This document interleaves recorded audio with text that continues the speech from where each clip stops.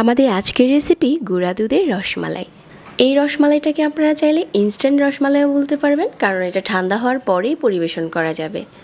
এটা ঘন্টার পর ঘন্টা মালাই ডুবিয়ে রাখতে হবে না, আর খেতে খুবই মজার হয়েছে। প্রতিটা রসমালাইয়ের মিষ্টি হয়েছে অনেক বেশি সফট আর তুলতুলে, আর যেহেতু গুঁড়া দুধ দিয়ে বানানো যায় সময়ও কম লাগে। আজকের রসমালাই বানানোর জন্য আমি ছোট ছোট গুঁড়ো দুধের প্যাকেট নিয়েছি দুটো, যেগুলো 10 টাকা করে পাওয়া যায়। আপনি চাইলে একটা গুঁড়ো দুধের প্যাকেট দিয়েও রসমালাই বানাতে পারবেন, ওই ক্ষেত্রে মিষ্টি কম হবে। এখন এখানে চিমটি পরিমাণ দিয়ে দিচ্ছি এলাচের গুঁড়ো আর 1/4 চা চামচ দিয়ে দিচ্ছি বেকিং পাউডার। প্রথমে আমি এগুলো একসাথে কিছুক্ষণ মিশিয়ে নিচ্ছি।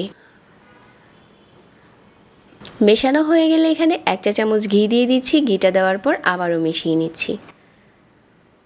তারপর এখানে একটা ডিম ফেটিয়ে নিয়েছিলাম আর ওইটা থেকে হাফ নিয়ে নিচ্ছি। আমার এই মিশ্রণের জন্য এটাই ঠিক আছে। তারপর ভালো করে মাখিয়ে নিচ্ছি। মেশানোর পরে দেখা যাবে যে এই মিশ্রণটা অনেকটাই নরম, তবে কিছুক্ষণ রেস্টে দেওয়ার পর কিছুটা টেনে আসবে।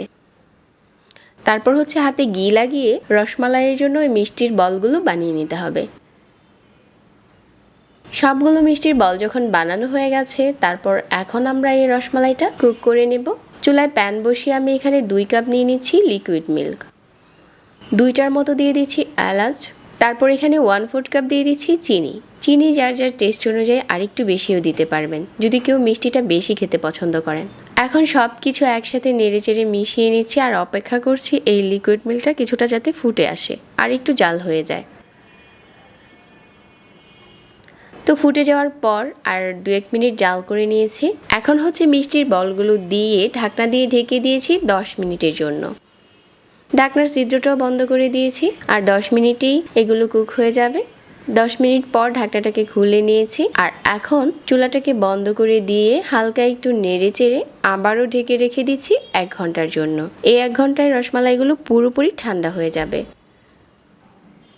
ঠান্ডা হওয়ার পর এগুলো আপনারা নর্মাল ফ্রিজে রেখেও পরিবেশন করতে পারেন, খেতে দারুণ মজার হয়। আর যাদের কাছে এরকম ইনস্ট্যান্ট রসমালাইয়ের রেসিপি ভালো লাগে, আজকের রেসিপিটা অবশ্যই ভালো লাগবে।